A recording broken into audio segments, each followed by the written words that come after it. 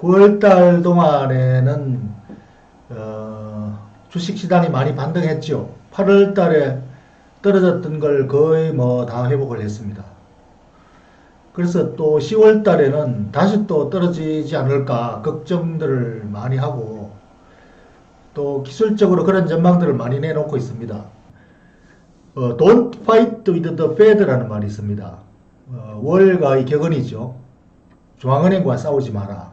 이것은 중앙은행의 금리 정책 방향대로 투자하라. 트레이딩하라. 매매하라. 그 금리 정책대로 사고 팔아라. 이런 말입니다. 뭐냐면은 금리 인하를 하면은 주식을 사야 되고 금리를 인상하면 주식을 팔아야 되고 트레이딩의 관점에서 아주 단순히 얘기하자면 그게 바로 Don't fight with the Fed입니다. 금리 인하를 한다는 것은 경기 침체가 오는 걸 방어하기 위해서 금리 인하를 하는 거죠. 그러니까 실질적으로 경기 침체가 되는데 왜 주식을 사느냐? 금리를 인하하기 때문에. 반대로 경기가 너무 과열돼 가지고 금리를 인상할 때 경기가 이렇게 좋은데 왜 주식을 파느냐? 금리를 인상하기 때문에. 그래서 실질적인 경기하고 주식을 사고 파는 행위하고는 정반대죠. 이것처럼 주식시장은 거꾸로 왕국입니다. 거꾸로 왕국. 역발상이라 그러죠. 9월달 주식이 왜 올랐느냐? 세계 증시가 왜 올랐느냐? 미국이 중앙은행이 금리를 인하했기 때문이다. 이렇게 딱 단순하게 결론 낼 수 있죠. 외부 요인 같은 거, 뭐 복잡한 노이즈 이런 것들 다 제껴버리고.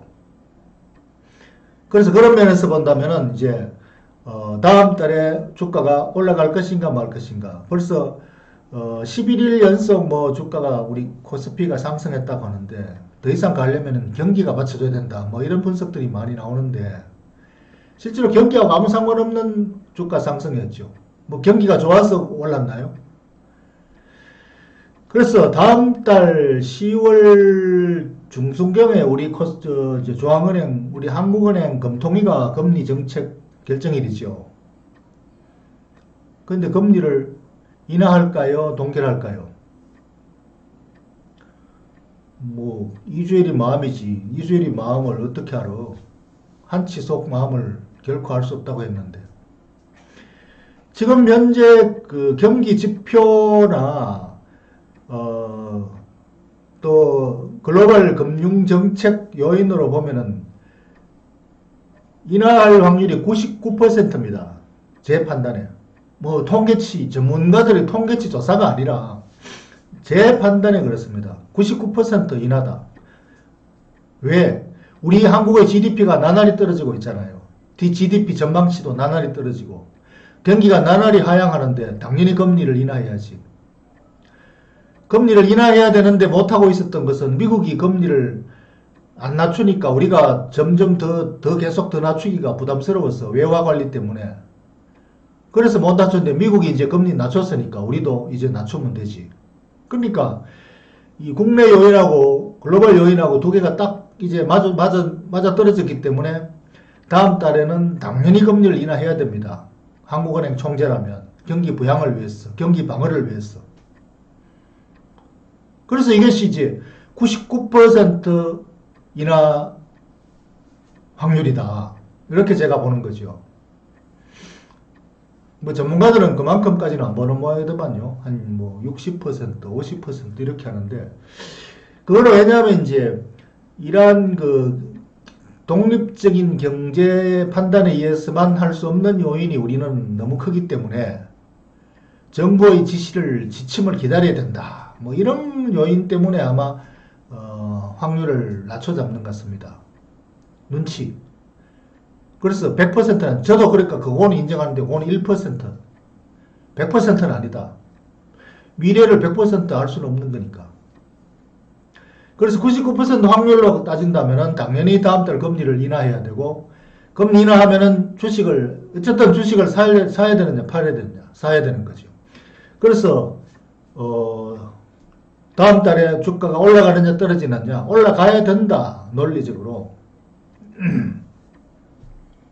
근데 주식시장은 뭐 논리적으로 움직이는 게 단기적으로는 논리적으로 움직이지 않습니다. 수많은 트레이더의 도박 갬블에 의해서 움직이기 때문에 그래서 기본에 뭐 입각해서 우리가 주식을 산다면 사야 됐다면 어떤 주식을 사느냐 금리의 정책에 따른 주식의 그 매매 패턴은 당연히 이제 금리 방향에 따라서 수혜주냐 피해주냐 따져가지고 수혜주를 모멘텀 트레이딩 합니다. 수혜주. 그래서 만약에 금리에 따른 수혜주 베팅을 한다면 금리 수혜주가 대표적으로 뭡니까? 건설주죠. 금리 수혜주 하면 건설주, 뭐 그냥 다른 거 다, 뭐 다른 것들 금리 수혜주는 모든 주식에 다 해당합니다. 금리 떨어지면 모든 주식이 다 좋지. 근데 특별히 제일 좋은 데는 건설주다. 그 다음에 제일 나쁜 데는 은행주, 금융주, 은행보험주. 그래서 딱 수혜주는 건설주, 피해주는 금융주, 뭐 이렇게 그냥 양분해버립니다. 만약에 모멘텀 플레이 한다면 그렇게 하시면 돼요. 그래서 건설주는 모멘텀 플레이를 하는데 그 사람들이 하는 것인데 제가 그걸 추천하는 게 아니라 그러한 패턴의 현상을 설명을 드리기 위해서 하는 것이고 투자자는 건설주를 사면 안 된다. 모멘텀 플레이를 하면 안 된다. 투자자는 왜냐? 건설주는 장기 투자의 가치가 별로 없기 때문이죠. 이게 건설주입니다. 금리가 이거 보세요. 이게 건설주하고 빨간 선이 이 10년물 국채 수익률입니다. 시장 금리라고 하는 10년물 국채 수익, 시장 금리라고 지칭합니다. 그럼 시장 금리가 이렇게 지난 2008년부터 10년간 쭉 떨어져 왔다. 이 추세다, 그죠? 장기 추세. 그런데 건설주는 끝없이 떨어져 왔죠. 만약에 금리가 건설주의 수혜라면은 금리가 떨어지면서 건설주는 위로 쭉 올라가야지. 왜 이렇게 쭉 떨어져요? 그러니까 단기적으로 모멘텀 트레이딩 하는 그 우리가 알고 있는 그 민감도하고는 투자자의 경우에는 아니다라는 걸 보여주죠. 그런데 이제 역으로 금리의 반대편에 그 금리 인하의 피해주라고 인식하고 있는 은행, 미국의 경우인데 이게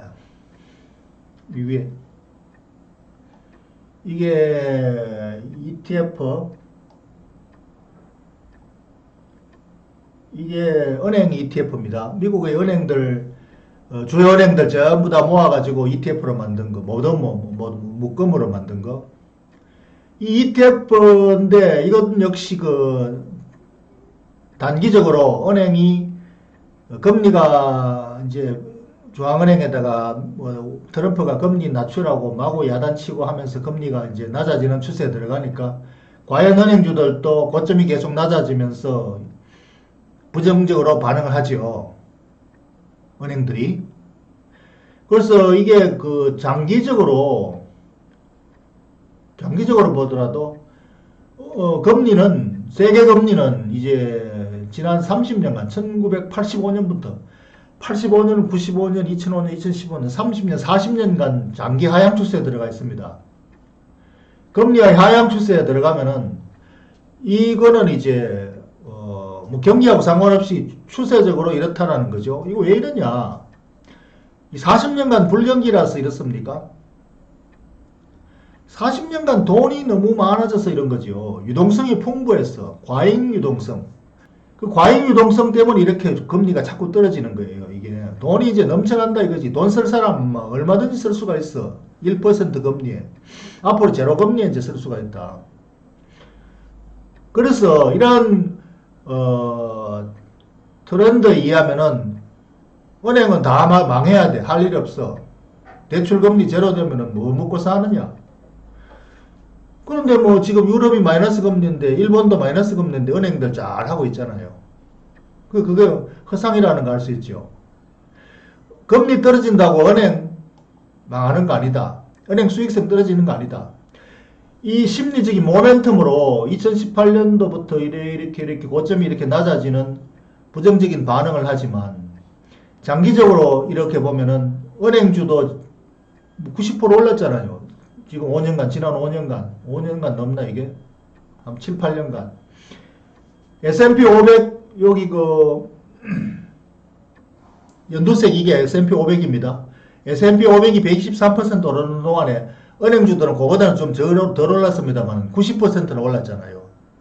지난 여기서 보는 7, 8년간. 그러니까 장기적으로는 결국은 같이 따라 올라간다. 오랫동안 가지고 있으면. 단기적으로는 금리 인하한다니까 이게 뭐 피해주다 인식해가지고 왜 이렇게 파느냐. 이 트레이드들이 그렇게 하니까 시장에 트레이드가 워낙 많으니까 그런 거죠.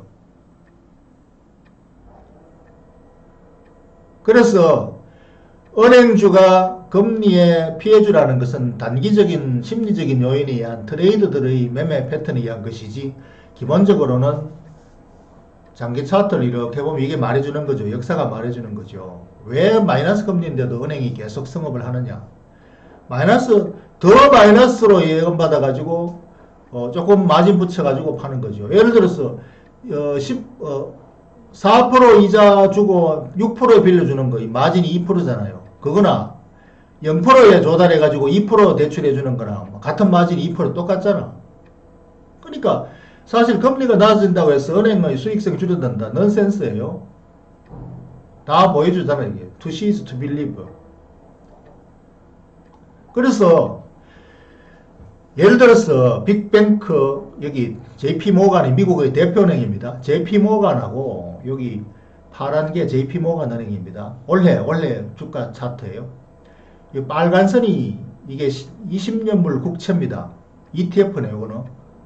ETF를 가지고 이제 평균을 이 ETF인데 ETF가 이래 올라간다는 것은 금리가 이렇게 반대로 떨어지는 걸 가격으로만 만들면 거꾸로 됩니다. 여기지요. 가격하고 금리 수익률하고 여기지요. 그러니까 금리가 이렇게 내려오는 걸 이 본드 가격 채권 가격으로 내면 이렇게 가격이 높아진다는 거죠. 자금이 몰려가지고 이렇게 몰리는데 JP모건 은행은 그러면은 반대로 은행의 그 평균으로 치면 떨어져야죠. 그죠? 떨어져야 되는데, 요 단기적으로는 이렇게 맞습니다. 요 작은 금리 변동에 따라서 역으로 반응을 하죠. 요거 보시면은, 요거 떨어지면은, 요거는 금리가 올라갔다는 뜻이고, 금리가 올라가면은,